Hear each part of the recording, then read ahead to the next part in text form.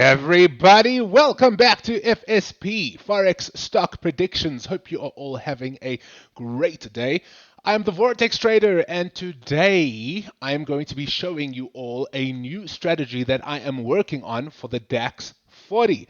It involves Bollinger Bands and Fib retracement levels. It is currently in its early stages of testing, and I would like to share this with all of you so you can see how I go about testing a brand new strategy that we can hopefully use one day on a funded challenge.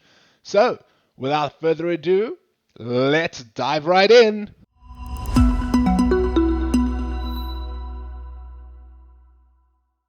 All right, guys, so this may look pretty messy, so I am going to be deleting this and then I'm going to be reconstructing it so you can see how I go about setting up this strategy. Now, this is something that I have been working on for the past few months. You can see as you look at this price chart, we are in the 4-hour time frame, and you can see these little green and pink dots everywhere, right? These are my entries.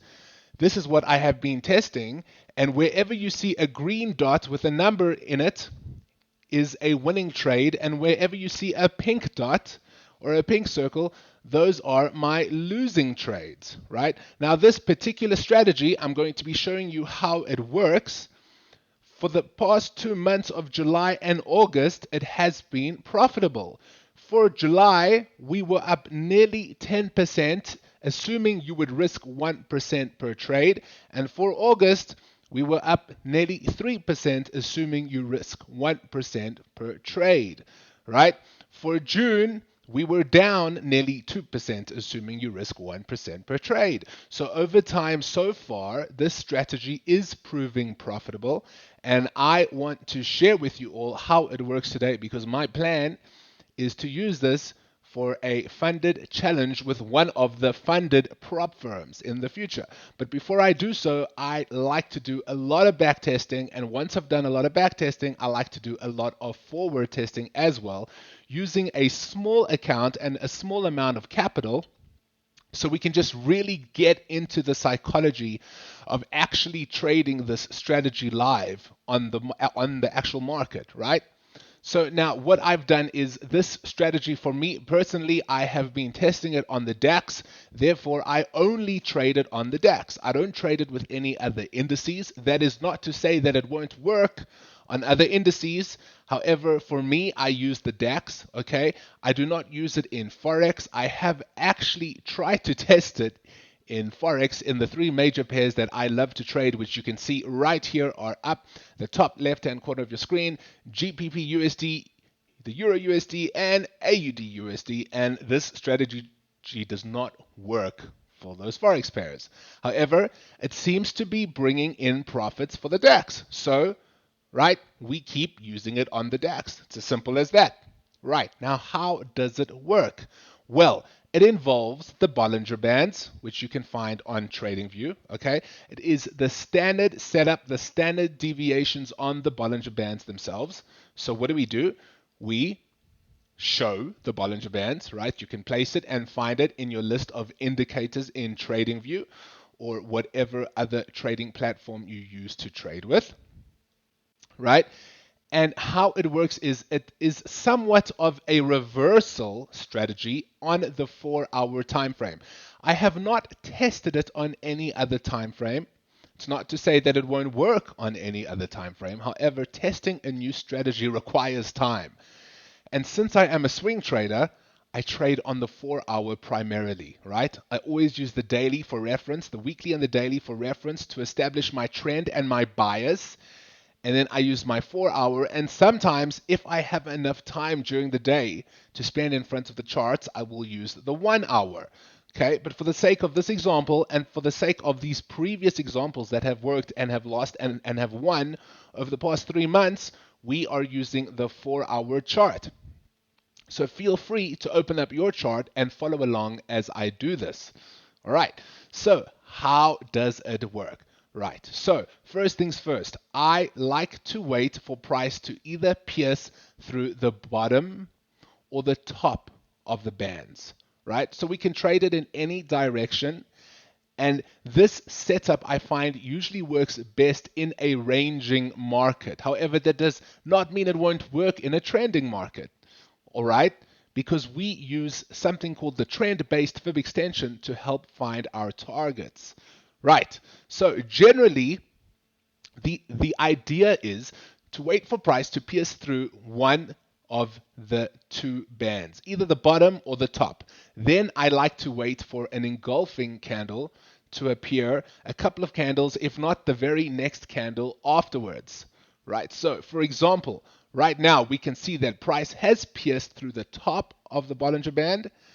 Right now, the 1, 2 on the third candle, we are currently, there is 34, 33, 32 seconds left of this candle. Right? We need to always wait for the candle to close. And if we see an engulfing candle, this is when I will set an alert up and wait for my entry. Okay? So what do? Once I see the engulfing candle has closed, I then go down to my shortcut of tools and I find my fib retracement. I open it up, right? And I use the first click on the very top wick of the engulfing candle, the second click on the very bottom of the engulfing candle, and I just extend that out so you guys can see. There we go. Now we have a whole bunch of different fib retracement levels, right? Now, this is how I find my entry. And my entry is always on the 0.236 fib retracement level. This is where I will enter. Doesn't matter if we are going long or if we are going short. This is my entry. So sometimes you'll see the engulfing candle will close below the 0.236 fib retracement level. This is more ideal for me, right? If the engulfing candle does not close below the 0.236, I tend to ignore that trade and move on. Now we can see that this body of the candle closed below the 0.236, which is fine, right? And we can see currently we are sitting on that price level right now. So this is when I would enter. You see, I need to wait for price. If it closes below the 0.236, I need to wait for price to retrace back to it, right? So if I was trading this right now, I would already be in this position. All right, so let's remove, okay, we can keep that open for now. Then, what do? I then use something called the trend-based fib extension, and this is going to help me find my targets. This has 3 clicks inside of the tool. First click we use at the very top of the engulfing candle using the wick. Second click we use at the very bottom of the wick, and this always lines up lovely with the 0 fib level, obviously, and then we extend that out. And generally what I like to see is the bottom, the 1,618, touch the bottom of the Bollinger Bands. And look how perfectly that does, right? It's really funny how sometimes these things just line up perfectly, right? The 12744 lines up with previous price structure, which I would definitely use as a target. And the 1,618 lines up with the bottom, previous a support zone, right, which I would use as a final target. Right, now, because we are going short, I would then open up my short position tool, place the entry on the 0.236 fib level. My stop would always go a couple of pips above the 1 price level or the top wick of the engulfing candle, right?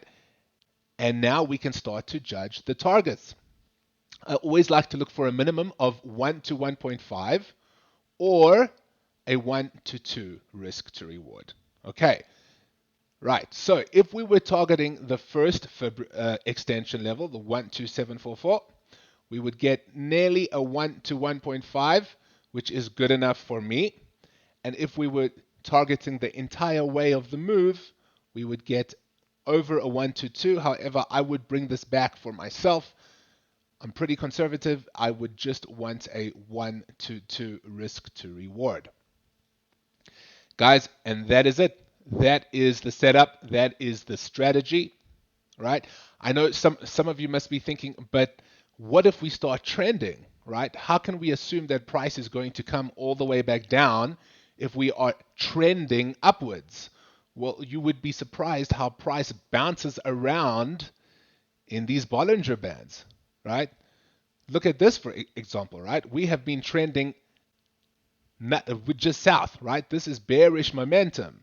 This setup gave me a 1-2 risk to reward. You can see price came up and nearly touched the top as a target, and this 1,618 price point was below this level anyway. So it was fine. I didn't have to wait for price to touch the other end of the Bollinger Bands, right?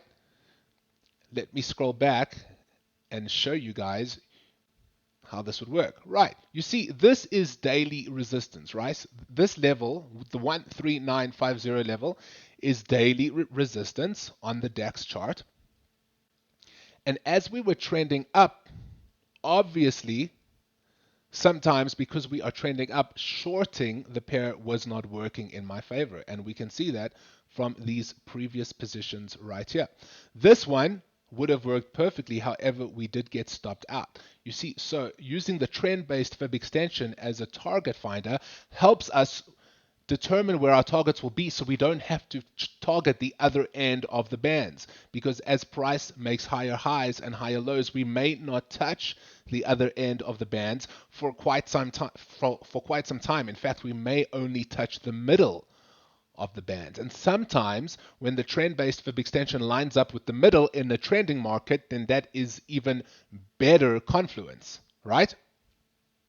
But we can use the trends to our advantage, buying when we see price touch the bottom of the bands instead of selling, just like this, right? Because selling in a trending market upwards is going counter trend, and counter trend is not wise. However, remember, this is just me forward testing it. I want to see how this plays out, right? So buying it works. Selling it, for example, can work depending on the setup, and if it is ranging, there is more of a chance of it hitting target, right? You see, when price try to come up to this daily resistance zone, we came here, we pierced through the bottom, we had an engulfing candle this side. It did not work. We started to trend south, right? An engulfing candle this side, nope, did not work. We started to trend south. I always like to see the engulfing candle themselves, right, also pierce through the top of the band, right? This one did not exactly touch the bottom. This is why I did not take it, right? We saw price break the bottom of the band, right? We then saw an engulfing candle. I would have liked to seen the body of the candle be the size of over the body of this previous bearish candle. But however, it doesn't matter because the wick did not exactly touch the bottom of the band, right? Let's carry on forward. We can see this was not an engulfing candle, although price did break below. The next candle was not engulfing, so could not take the setup. However, if we did, the retracement looked like it would have lined up nicely with the 0,236. Doesn't matter, it wasn't an engulfing candle, so we ignore it. Moving on.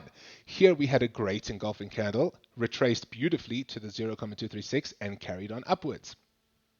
All right? Here, this was not an engulfing candle in its entirety, right? This candle should have been closing below the body of this bullish candle right here. Okay, I'm just marking up these markings wherever I see price breaking through, right? Because we have to test these things, right? We have to test these strategies until they break, and then we have to tweak them. So the premise of the strategy, the idea, is what I have explained, right? And once we have an overall idea of how it works, we can then go in and start to fine tune it, right? What if the engulfing candle can have a smaller body than the previous bullish candle, as long as the wick itself is actually larger than the previous bullish candle? What if that was the case? Would that work? You see, these are things that I'm trying to figure out, right? This is just purely working on technical analysis. And this is how we come up with a strategy that works for us, guys. Over time, right, we have to test it until it breaks, test it and test it and test it some more, right? And when it breaks, we fix it. And we keep doing that. And over time, we will develop a strong, strong edge or a strategy that we can use to our advantage in the markets, right? We will have the confidence to trade it. We will be able to see when those setups occur. We can use it to our advantage and we can make some money, because what is the goal at the end of the day, right? Why are we doing all this work? To make money from the markets. That's obviously what it is. And for those out there, for the traders out there that you guys are trying to get funded through these fantastic prop firms like MFF or FTMO, right? You need a solid strategy that'll work for you, right? And that'll work in trending markets and ranging markets, right? Because remember, guys, the markets only trend, they don't trend as much as they range.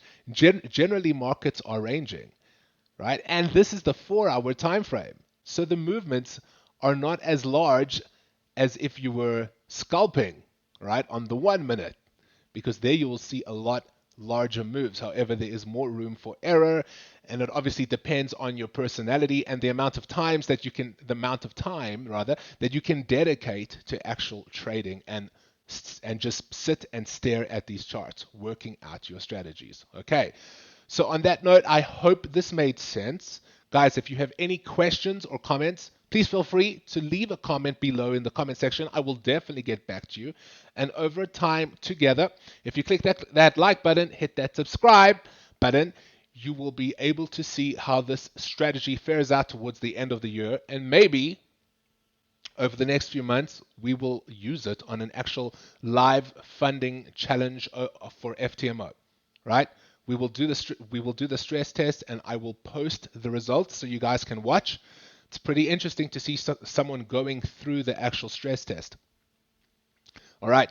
On that note, let's wrap up today's video. I hope you found this information helpful. As always, I want to thank you all so much for watching, and I will be seeing you all in the next one. See you later.